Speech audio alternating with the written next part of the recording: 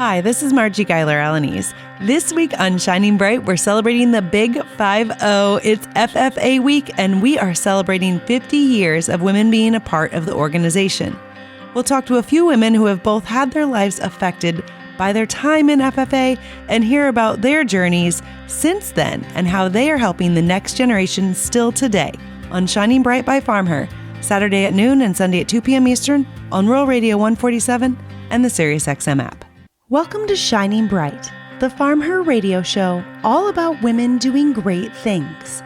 Women who are making the ordinary extraordinary. Women following their passion, taking action, and making a difference for themselves and others.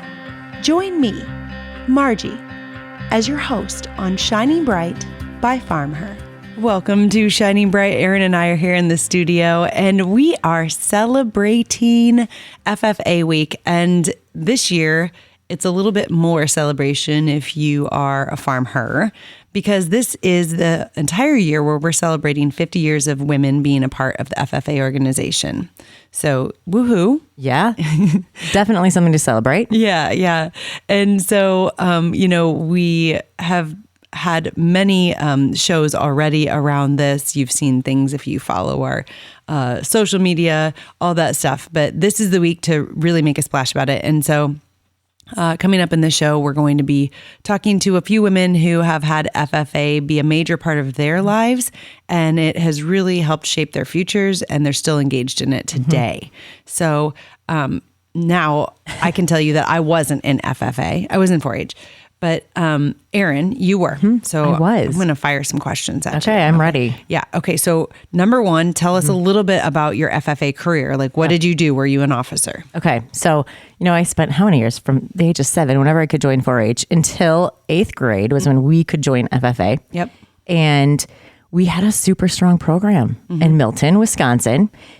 We had, I think when I started, we just had one advisor, Bob Johnson, and he built a really strong program, but we also had a super strong alumni. Oh yeah. Which is a big deal. It is. It does. Yep. It makes a big difference. I've seen towns where that alumni chapter drives everything for that town. And they gave us so many opportunities as students in that program. So anyway, I don't ever remember not wanting to join FFA or start taking ag classes in 8th grade. Yeah. I just knew I was going to do it. So 8th grade is when it started. And I just remember the highlights really at that age where I knew I was going to go on some field trips and do some contests. And so that was cool. But that's when it started.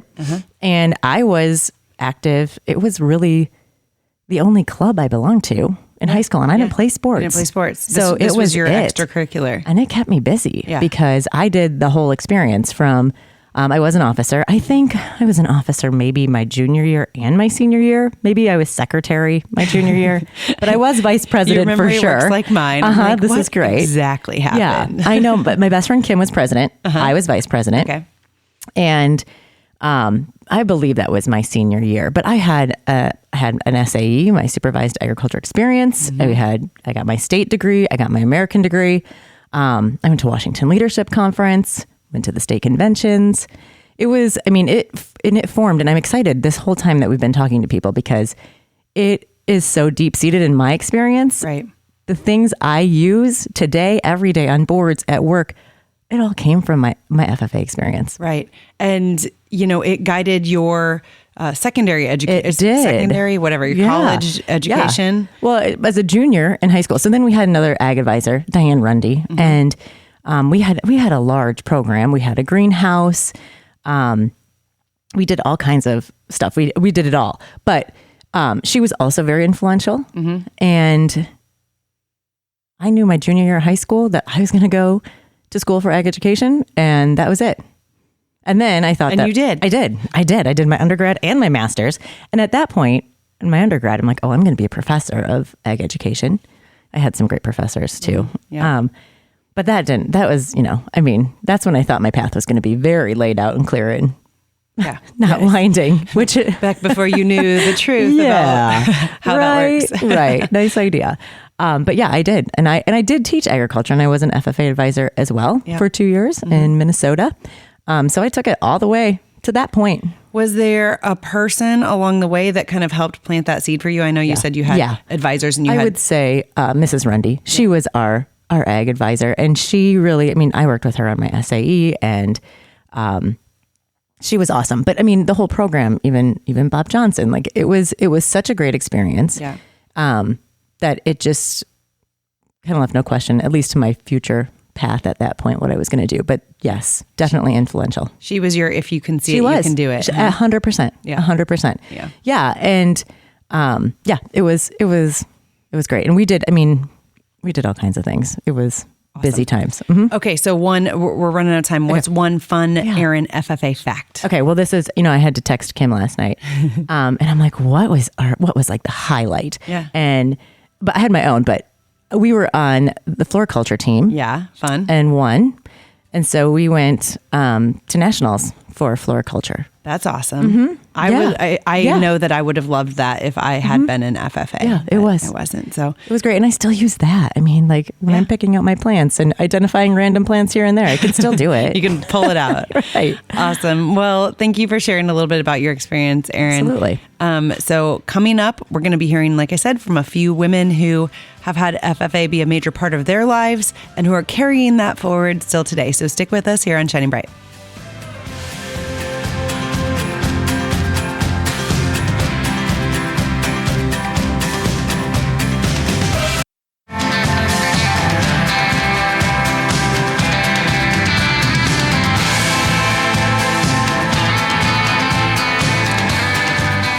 We are hanging here in the studio. Erin and I are talking with Jennifer Marcheski. Jennifer, welcome to Shining Bright. Thank you so much. It's great to be here. Yeah. So this episode is all about celebrating. I mean, gosh, we could do every episode every day, all year for the rest of our lives and never cover all the amazing women who've been a part of the FFA organization. It's true.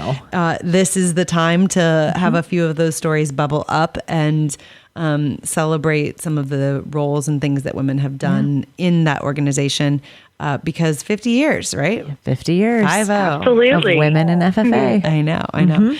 Okay, so Jennifer, let's hear a little bit about you. Can you tell us a little bit about your background, where you're from? Yeah, sure. So I grew up on a grain and livestock farm in Benton County, Indiana. Fowler, Indiana was my hometown. And grew up there as a Benton Central bison, and very involved in FFA and 4-H growing up, and was able to serve as a Indiana State FFA officer after my high school graduation. And then ventured on to Purdue and received a degree in ag sales and especially area and agronomy, and have been working in the ag industry ever since. Yeah. Well, it sounds like a real condensed version of, I'm sure, a lot of twists and turns in there along the way, right? That's right. The high level view. Yeah. Okay. So you mentioned, you just casually dropped in there that you were a state FFA president, or you were officer, not a president. Can you tell us a little bit about that experience? Yeah. So I started in FFA when I was in junior high, and some of my first events were going to leadership camps. And I remember doing some goal setting sessions, and I always had the goal of being a state officer someday. And so I was elected state FFA secretary actually in 94, 95, which this is the 25th year anniversary for me. Oh, wow. Yeah. Congratulations. Yeah. It's crazy, isn't it? Yes, it is. Years. I can't believe it's gone that fast. Uh-huh. So did you say that you did that the year after high school? So you spent a year in that role? Absolutely. Okay. So we spent a year serving the FFA. We did a lot of traveling and speaking to students across the state of Indiana. Yep. Which is probably how it made it on your list of goals way back when you were in middle school. Absolutely. I looked up to those officers a lot. So awesome. Okay. So after your stint as the officer there in Indiana, what came next for you? Can you dive in a little bit deeper about your next step in your professional journey? I always like to call it a journey, right? Like it's this windy path. Twisting and turning. So I finished up that year of service and decided to go to Purdue And I had decided Purdue before I was elected, just because you have to have a path, a plan if you don't happen to get elected. And so I was planning to go to Purdue in ag communications, actually. Okay. And after my year of service, I decided you learn a lot about business and industry and in the ag industry. And so I had decided when I finished my year of service that I was going to go into food science. Mm-hmm. And I finished my freshman year, and the science was a little overwhelming. And I'm laughing because I agree. I would be in the same boat. As a communicator, I'm like, I feel like I stop breathing when I hear that. Yes, exactly. And so I found my way into the Ag Econ department, and sales became a passion of mine. And so I finished my career at Purdue with a degree in ag sales and marketing with a specialty area in agronomy. Awesome. That's great. And what a great opportunity. I didn't think about it, to spend a whole year as a state officer, and you're in and out of businesses and organizations and seeing so many different things. That's like so invaluable. It was an experience of a lifetime. It really was. Not only just the leadership skills that I developed that year, but like you said, the networking we were able to do throughout that year was something. Yeah. This isn't in what I was going to ask, but I just have to know, like in being, an 18 or 19-year-old spending a year basically on the road, like you guys are everywhere on the road, all over the state. I can't imagine how many nights you travel, living out of a suitcase. What is the biggest lesson that you learned in that year as a young woman, fresh out of high school? I mean, really, right? Finding yourself in so many different locations and meeting so many different people. Absolutely. So, when you rewind the clock 25 years, right? You think about, cell phones. My grandma got me a bag phone. So I would have when I was driving. Yeah, right. But you learn very quickly. Obviously, you learn a lot about your surroundings and trying to stay safe, right? I grew up in a little town, and that was never a concern. You knew everybody in our little town, but when you're traveling the state, it was definitely a different perspective. We always tried to travel in twos, so we always had a buddy. It was a big change from my little small town with my mom and dad and siblings to going to, traveling the state. So, I remember back, that was my first bag phone when I became an officer. They wanted me to have one while I was on the road. We all have those things that are like a sign of the times, right? And that's just like this brief moment in time. Like I don't know if I've shared this on here before, but my husband and I, when we first started dating, we had worked together, but we connected actually on MySpace. And I'm like, oh my gosh, there's only like so many people that can say that and even understand what that even means. And forget about MySpace. I know. That is hilarious. I know. Isn't it funny?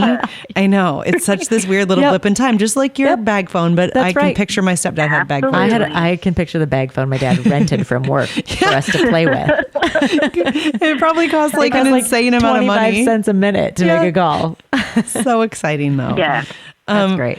Okay. So that's wonderful. Okay. So tell me a little bit about your professional, experience as you left Purdue and where you went from there.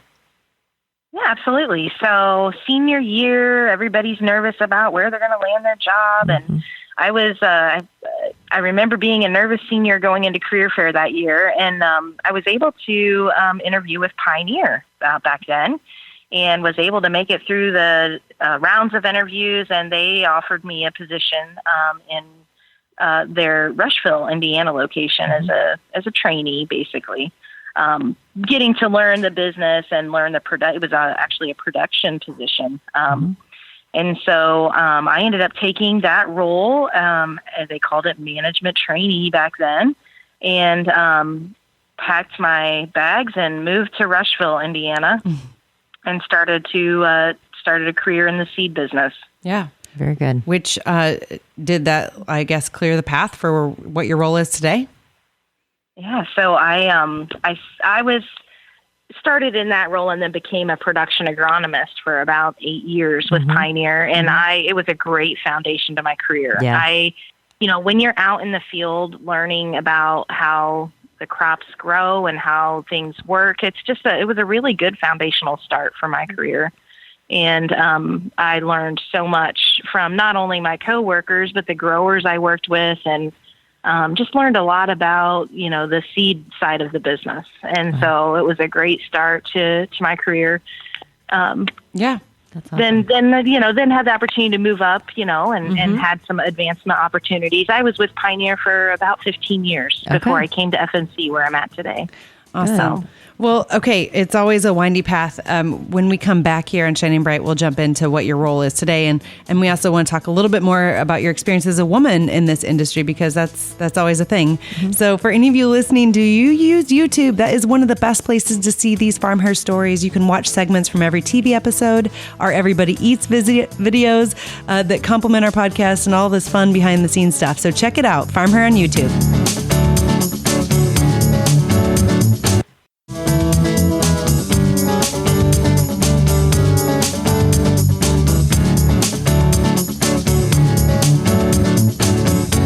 Welcome back to Shining Bright.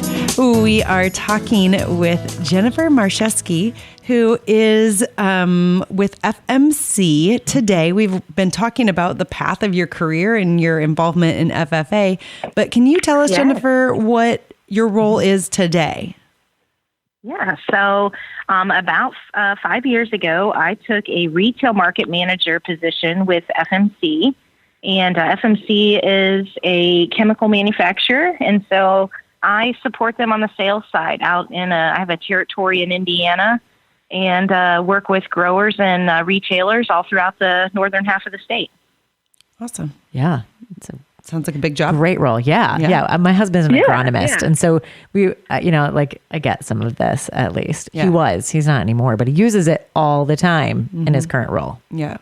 And it is a solid foundation. Yeah. I've met so many women who are agronomists through these last 7-ish years of FarmHer, and it is like a very foundational role in this industry. There's so many people that are. It really, It really gives you that base, knowledge that you need to go and have a good conversation with growers. It's all about growing. You can understand it. So you have had a solid career for, like you said, you've 25 years marks the year that you were an officer. But so over those years, have you experienced anything unique? Maybe because you're a woman, has it been more of a difficult path than you expected? I mean, I always think about this. I spent 11 years in corporate agriculture, and it definitely was different than I envisioned. In where I was one of few women, right, in that role, and not that anybody like necessarily did anything to make it difficult for me, but it was just hard when there's just not as many people that maybe you would more easily connect with, or when you can't see that path. But I always think it's interesting. You've navigated a career in this industry for over a couple of decades. And so how has that experience been? Yeah. So I, overall, and I think today's experience is way different than it was when I first started, right? I mean, I think our industry has come a long way from that standpoint. And so actually, here at FMC, I'm on a regional team of 5 women and 4 men. So it's awesome to have that diversity around me. Yeah. But, I go back to when I first started at Pioneer. I'll never forget, you go through an interview process, and then they select you and they choose a location for you to go and work at. And so they allow you an opportunity to go meet that manager and make sure it's going to be a good fit for both you and for that, that team, that local team. And I walked into to Bill's office, and he, invited me in. We had a great conversation, and everything was, going great. And he was actually the manager, and I was going to be reporting to the agronomist. And he did share with me before I left that the agronomist had a big concern about having a female employee. Huh. And this agronomist was older in age and maybe a little more traditional about himself. And but that manager looked at me and he said, "But I don't think there's going to be any problem." And so I kind of thought through that to myself. Well, I hope there's not a problem. Right. Yeah. So I go through my first season, and the agronomist that I was working with came to me after our detasseling season, which we all know detasseling is very stressful time, right? And very time sensitive. And he came to me and he said, Jennifer, I had actually a lot of issue with you, with us bringing a female to our location and having to work with you. And I didn't tell him that I knew. Right. You're like, you never let on. Really? Uh-huh. And I said, really? And he said, but I have to tell you, you just fit in like one of the guys, and I can't imagine this place without you. And, I think that really as a woman in ag, I mean, we probably have to work a little harder to prove ourselves, but any of us that work in the industry have to gain that respect. Yeah. And, if we all work hard at it, whether we're male or female, you'll gain that respect. And I just, that. I didn't let that bother me, but I thought it was an interesting story about how, it really, he turned his, it turned his thought around. Yeah. So, yeah. Well, it's always, that's one of my biggest stories, I guess. And it's always good when you can, just through showing up and doing your work and doing it well and being who you are, that you can help someone realize that that was maybe slightly misguided thinking. And that's exactly right. Yep. And I learned a lot of those skills in FFA, right? I mean, I think FFA really teaches you that confidence and really, helps you become that person that, is well respected in the industry. That's great. Yeah. So on that FFA note, what is your involvement today with FFA? Oh, that's a great question. So I just recently joined the Indiana FFA Foundation Board. And so I've really enjoyed working with the foundation. And, our goal is to, help provide the funding that the students need to be able to have the opportunities where they can learn. And I also coordinate the National FFA Sales Contest. Oh, yeah. I help coordinate all the judges for that event.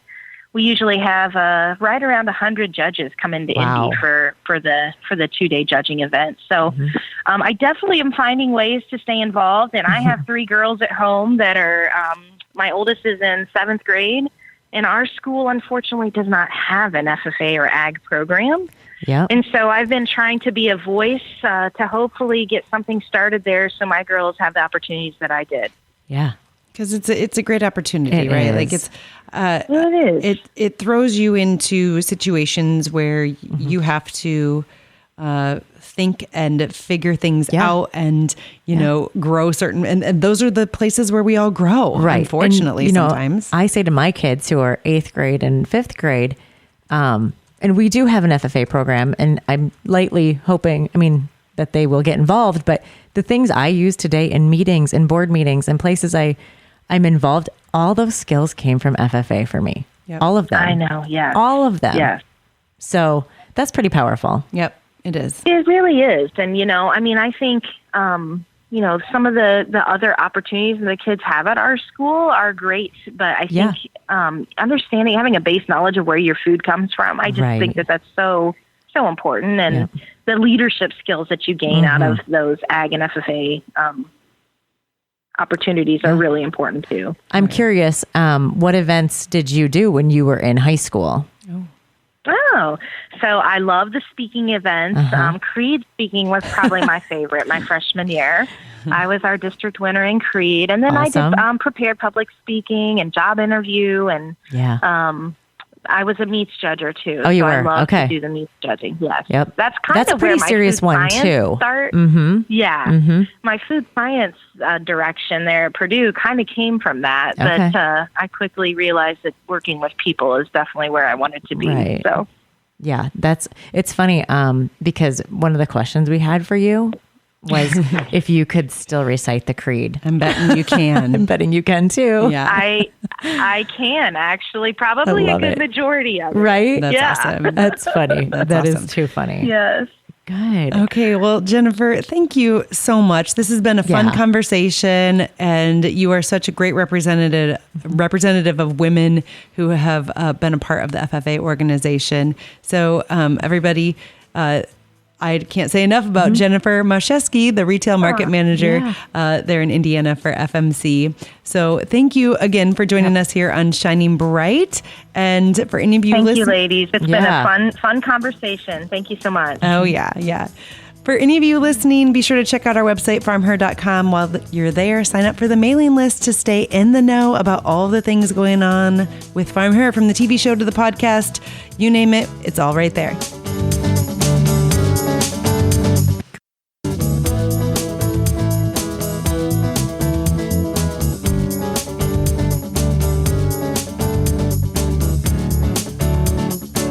Welcome back to Shining Bright in our continuing, I'm just going to call it a celebration of women being such a strong part of the FFA organization over the last 50 years. But I mean, it has really built. And, we talked to so many people like Jennifer in the last segment where, it was a part of her life and she's still engaged in some ways today. But now we're going to take it over to Caitlin Remington, who was in FFA. We're going to hear all about that. And she is now an advisor.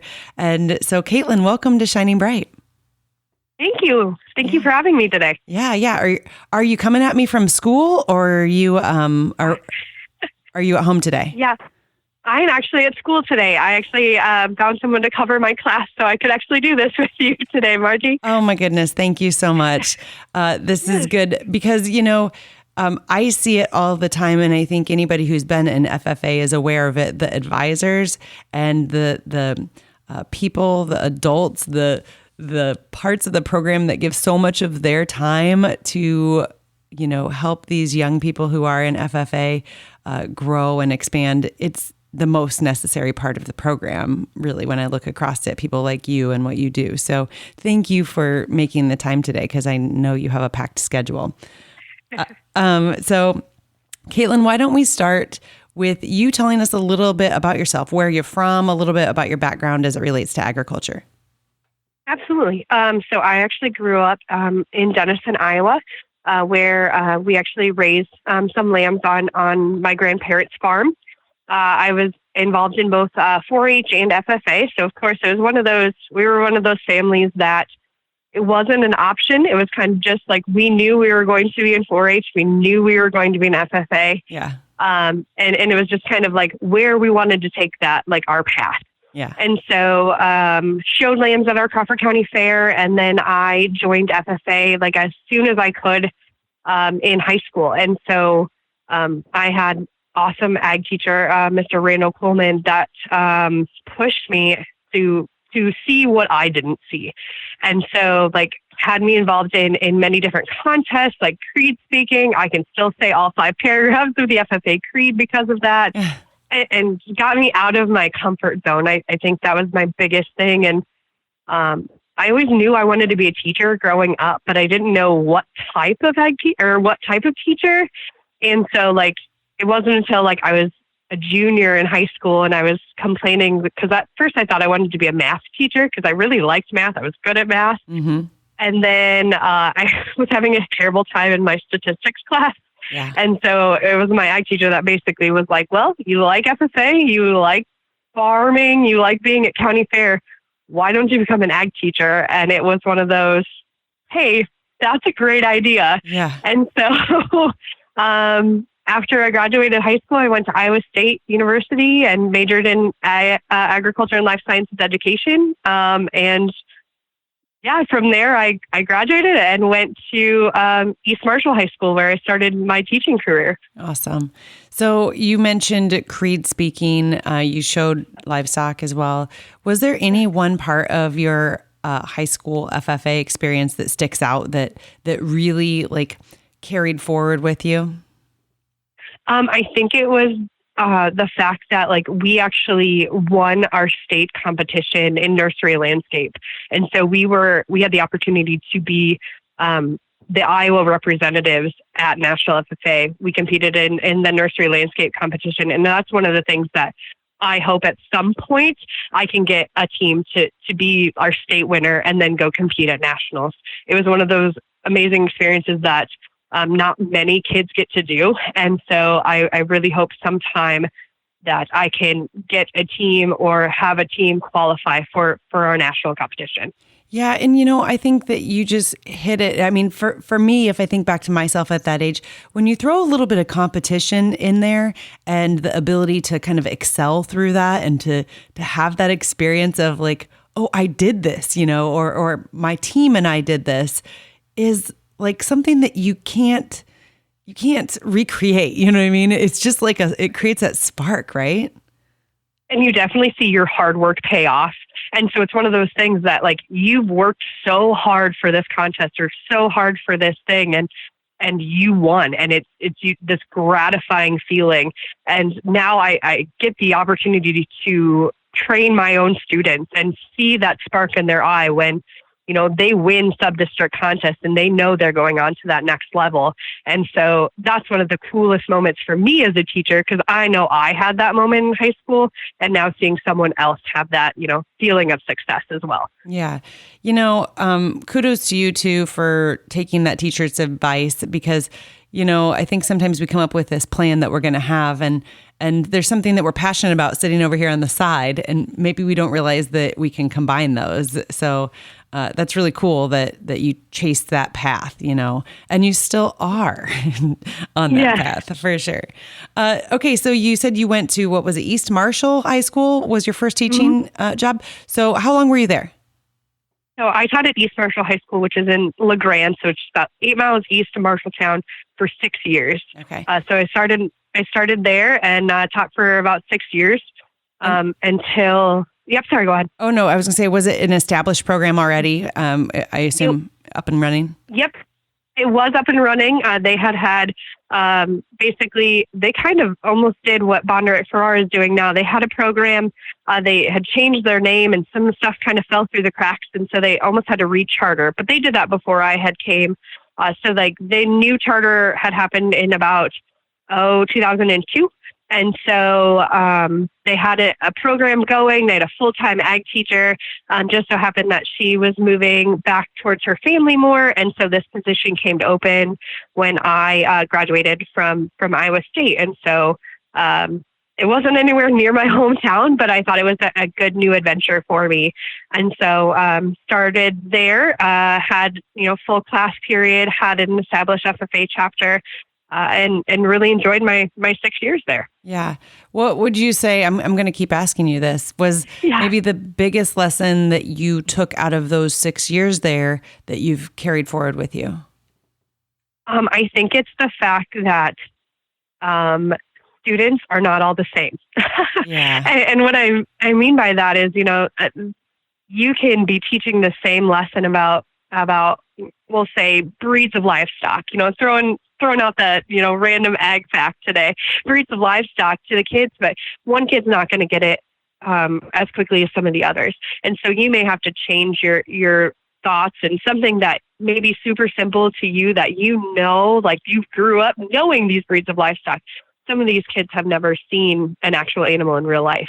And so it's some of those things that you have to change your thought process or change what you're doing and help all of them understand what's going on. Yeah, it's a real start to finish look at it, I'm sure, because you know what? I've been hanging out in this ag industry for most of my professional life, and I still hear things that I'm like, what? Because just the other day, someone had a word for a breed of sheep, I think it was, or cattle. I can't remember. And I'm like, I've never even heard that. What are you talking about? Just when I think I might be able to, grasp it a little bit, there's always something more to learn for sure. Okay. So we are going to come back here in the next segment, and we're going to keep talking about what Caitlin is doing today.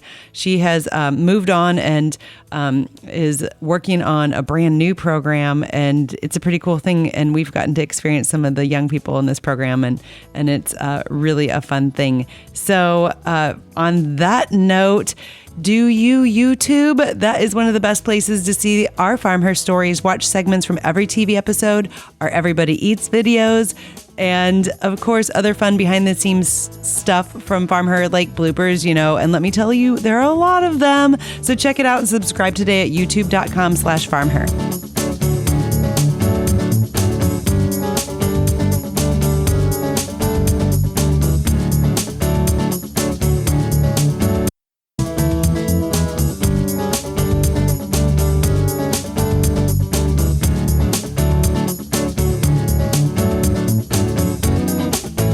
Welcome back to Shining Bright. We are talking to a pretty cool woman who has had FFA, I guess, be a large part of most of her life from the sounds of things so far. So Caitlin, welcome back. Let's start with what led you to the position that you're in today, and tell us a little bit about the challenge that you undertook with your new, it's not even new anymore, with your current position, right? Yeah, absolutely. So I actually, I got married in 2016, and my husband and I bought a house here in Bondurant. And so I was taking the very long journey up to La Grande, so which is about 40 to 45 minutes, depending on how fast you want to drive on 330 up there. And so it was 45 minutes one way. And so after some time and the fact that now I have a 2-year-old son, I kind of started figuring out that I needed some more time at home, and specifically with Sam. Yeah. And so they actually, it just, miraculously happened that Bondurant FarmHer had been looking at opening an ag position for quite some time, but never really fully pulled the trigger on it until about 2 years ago. And but they didn't open a full position. They only did a quarter-time position. And so I just happened to apply, just trying to see, maybe this is something I can enjoy and try a new position. And it'd be, super great to only drive 5 blocks instead of 45 minutes. And so, sorry, go ahead. I was going to say, isn't that funny once you have kids that you have to squeak out every last minute of time you can from wherever you can get it, and spending, a couple hours in a car every day isn't super exciting anymore. No, it's not. And I really did enjoy pre-Sam, really enjoyed that drive, because, you get to think and get your mind straight and you're going, and that decompression before you get home. But, just having this little one at home, I just wanted to be home as soon as I possibly could. Yeah. So having this position open up was fantastic. And interviewed here, and they said, it's only quarter time. You're only going to be teaching about 2 class periods a day. And it was a definite drastic switch. But I took the leap of faith, because they had told me, well, at some point it will be a full-time position for you. And so I took the leap, and I said, all right, let's do this. Let's start this program. They had not had agriculture in this school since, I guess, the early 70s is kind of what I'm getting from my historical markers. Mm-hmm. And so that was a big shift for some of our kids. Yeah. But we definitely have great community support and great families that really were pushing for this. Because our kids, if they wanted to take ag, were going to have to go to a different school and taking out about 3 periods of their day. And so it was really limiting some of our kids from taking an ag class, because they couldn't take 3 periods out to go to get one at a different school. Mm-hmm. So we started the ag program. I just did, last year was just intro to ag. So it was just all the basic stuff. And I had about 35 kids in class. This year, for a first year program, I think. I mean, in my opinion, it's like, obviously there was a need there, ready and waiting. Oh, absolutely. It was an absolute need. And I had about 15 kids in my FFA chapter, which that definitely shows me as well. There is a definite draw and a definite pull for students that really want to be involved in agriculture and agriculture advocacy. Yeah. So what, tell me a little bit about the challenges of starting a new program, right? I mean, even though maybe there was one way back in history at some point, and for those of you listening who are maybe not based in Iowa, Bondurant is a smaller town, but I wouldn't even call it rural. Maybe it was at one point, but it's on the outskirts of Des Moines. It's in the metro area. I mean, heck, you guys are going to have an Amazon warehouse there soon. So it's definitely there's rural around it, but it's a part of the metro, really. Yeah, we're definitely one of the quickest growing towns in Iowa, or close to it. We are getting to be a big town, but still with small town qualities. Mm-hmm. We definitely have a lot of people that are still agriculturally related, I think, in our area. Yeah. So was there a challenge in getting this program up and running? I mean, I can't even imagine where you would start. Yeah, so there's a lot of list of like little things that you have to do before even you charter your program. So it's stuff like you have to make a constitution and bylaws, and you have to have like 10 actual members that are willing to be in your chapter, which that was super easy to get right away. Yeah. But it's those type of things. And it's like some paperwork type things and figuring out what you're going to actually name your FFA chapter, which sounds really funny to say out loud, but there's some schools that they're kind of together. They mesh two schools together to be one FFA chapter. Mm-hmm. And so they have to figure out what their school name's going to, or their FFA chapter name's going to be. Yeah. So from a standpoint of a wife and a mom and a professional person, I mean, I hear this a lot that, you know, being a teacher is not always the easiest thing. And being a teacher of agriculture and all of the outside of school, you know, things that go on is a juggle. And I think that it is a hard thing for a lot of people. And I think personally, I would say if I was thinking about myself, could be a really hard thing as a mom and a wife, because you do have all these extra hours outside of school that you have to spend on it. Has it been a juggle? I mean, tell me a little bit about your experience in that, because I think it's I don't want to call it a cliff, but I think I hear a lot of people who, you know, they might be in it a year or two and then they're out, but you've been in it for a number of years now. Yeah. We always, it's the rule trying to get ag teachers to year 10. Between that year 5 and year, we'll say 7 to 8 is when most of our ag teachers kind of drop off. Mm-hmm. I'll be honest. Like people will decide, you know what, I'm spending more time and effort on other people's kids and not enough time with my own kids. Yeah. And so that's kind of where it is. And it's definitely a juggle of being a wife, a mom, a teacher, an FFA advisor, because they're not always the same thing. Right. I know right now trying to, you know, have everything for my FFA students and giving them my all. I've almost put my grading on the back burner. Right. Don't tell my school that, but like I put my grading on like the back burner for a little while because I'm trying to focus on them. Yeah. And so definitely like I have to have a calendar. I still have the paper calendar because I feel more satisfaction like doing a paper calendar than an online one. Off. Yeah. Yes. And so, I have to tell my FFA kids, well, these are the times I'm available to work with you. Mm-hmm. Or like with my officer team, I set out times ahead of the year, like at the beginning of the year, when we're going to meet. So I have those on my calendar, and I can show my husband, all right, this is what I have. We share a calendar together and say, all right, I'm going to be gone, you know, this night working with my parliamentary procedure team.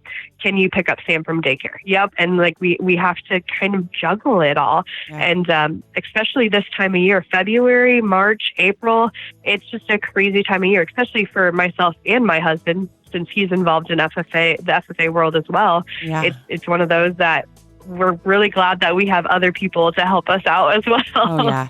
And, you know, it helps to have a spouse that understands the pressures of that too, I'm sure. So, well, Caitlin, thank you so much. Okay, everybody, stick with us. We're going to be right back here on Shining Bright. And again, we are talking about all things women and FFA.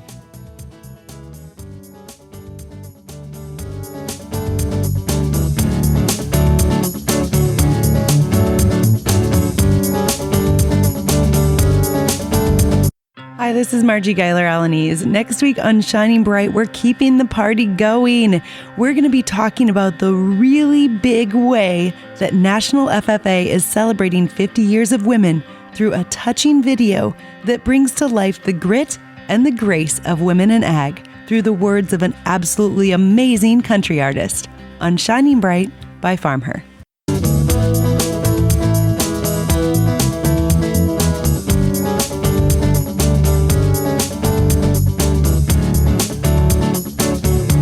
We are wrapping wrapping it up here on Shining Bright, and I convinced Caitlin to stick with us a little bit longer since she's got someone covering her class. Again, Caitlin, thank you for making time in the middle of what I know is a very busy school day to be here. So let's talk a little bit about your class. And I know from being there, and maybe that was just the people who came, I guess when I was there was a lot of young women in your class, right? And this is not uncommon across FFA, I know, these days anyway.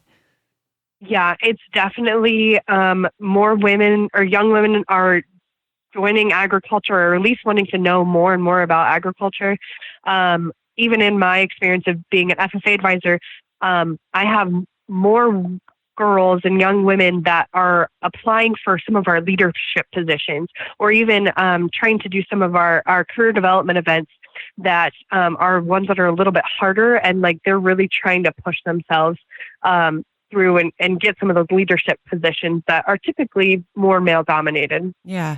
And I suppose maybe there's something good about a new chapter for that too, right? Because it's like, this isn't the way that it's just always been. It's kind of wide open. So we're all here and we're all showing up and we're all going to jump in this.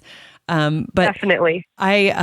We did a Facebook Live a little while ago, and we came and were in your classroom, and there was a couple young women that were wearing FarmHer shirts, and I had the chance to go. You connected me with them, and I had the chance to go to their farm. That I'm just going to call them the Johnson sisters because there's a handful of them, and what cool young women!